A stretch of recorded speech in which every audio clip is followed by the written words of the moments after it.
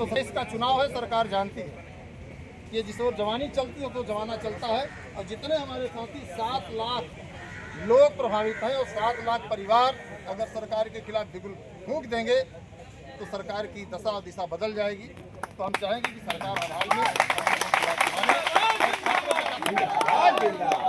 और सबसे बड़ी बात कि लगातार 2 महीने अगर देखा जाए तो 11 जून से कंटिन्यू हम लोग प्रयास कर रहे हैं अपने एंगल। तो कहीं न कहीं आप समझ सकते हैं कि अब यह मुद्दा किसी न किसी तरीके से सरकार को हल कराने के लिए मजबूर करना पड़ेगा। जैसे आज मुलाकात हुई तो वहां सीधे कहे कल हम जो है विधानसभा में आप लोगों की मुलाकात करवाएंगे। हो सकता है मुख्यमंत्री से मुलाकात हो जाए, मुख्यमंत्री से मुलाकात नहीं होगी तो जो आला अधिकारी है उनके सामने बैठा करके मामलों को हल कराएंगे। अगर आप लोग यहां से चले जाएंगे तो हो सकता है कि कल जो लोग मिलने जाएं वो और हल्के हो जाए, क्योंकि सरकार ये देखना चाहती कि कितने लोग प्रभावी हैं, कितने लोग पीड़ित हैं, कितने लोगों की जो है जिंदगी दांव पर लगी है। तो ये हमें आपको देखना है। हालांकि अभी तमाम साथी ऐसे हैं जो हो सकता है कि वहां से यहाँ ना आ पाए हों या भटक रहे हों, तो हमें आपको ये प्रयास करना है कि जितने भी लोग लखनऊ में आ चुके हैं या जो लोग नहीं आए हैं तभी उनके पास समय है पूरे रात का। और मैं सभी से गुजारिश करूंगा कि अगर एक दिन आप घर में नहीं रहेंगे तो आपका कुछ नुकसान नहीं होगा। और कल 1 बजे ही मुलाकात होनी है, ऐसा भी नहीं कि आपको कोई आश्वासन दिया गया है।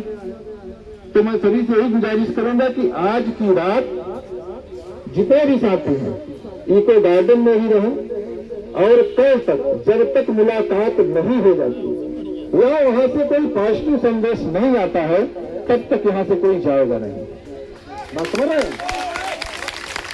क्योंकि अगर आप यहां से चले गए तो हो सकता है कि सरकार आपको बरगलाने में बहुत तेजी से काम करती है और कहीं आप बरगला ले गई सरकार तो फिर जितनी ऊर्जा आपने अभी तक झोंकी है सब शून्य हो जाएगी। समझ रहे नहीं आप लोग?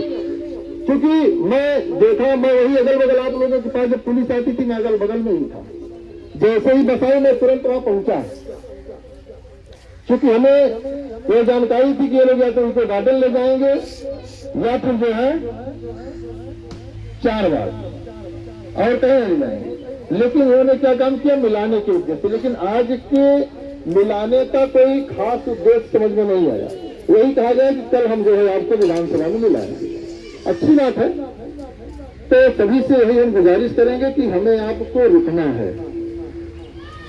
एक दिन घर नहीं जाएंगे तो नुकसान नहीं होगा। अगर आज घर चले जाएंगे तो हो सकता है कि हमेशा आपको घर पर बने रहना होगा। इस बात को समझिएगा। फिर आपको हो सकता है कि अवसर न मिले। इसलिए यहाँ पर मॉरल दबाव होना चाहिए।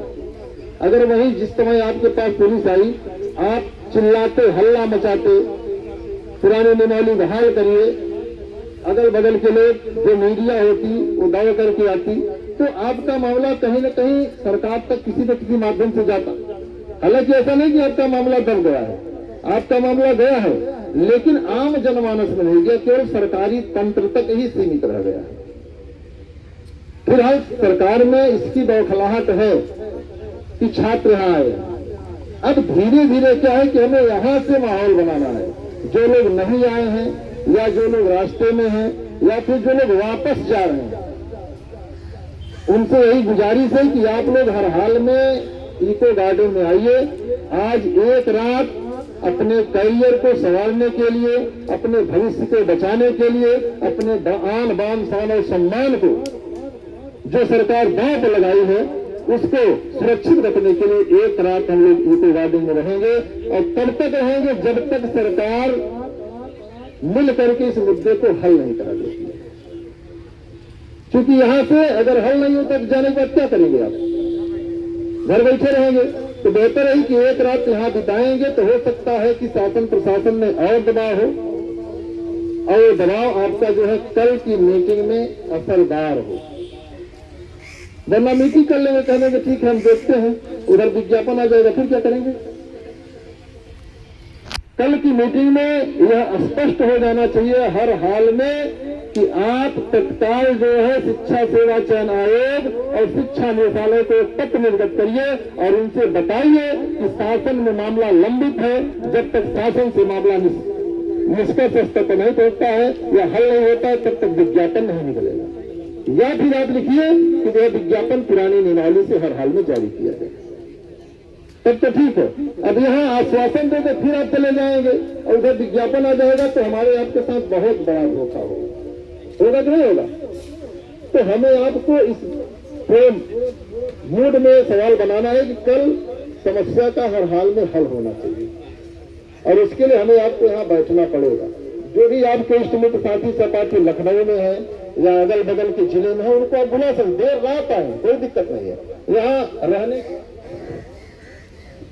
यहाँ रहने की कोई दिक्कत है नहीं। खाने की व्यवस्था अगर एक दिन नहीं खाएंगे तो आप कमजोर नहीं हैं, फिर आप कोशिश ये की जाएगी कि आपको भोजन भी मिले।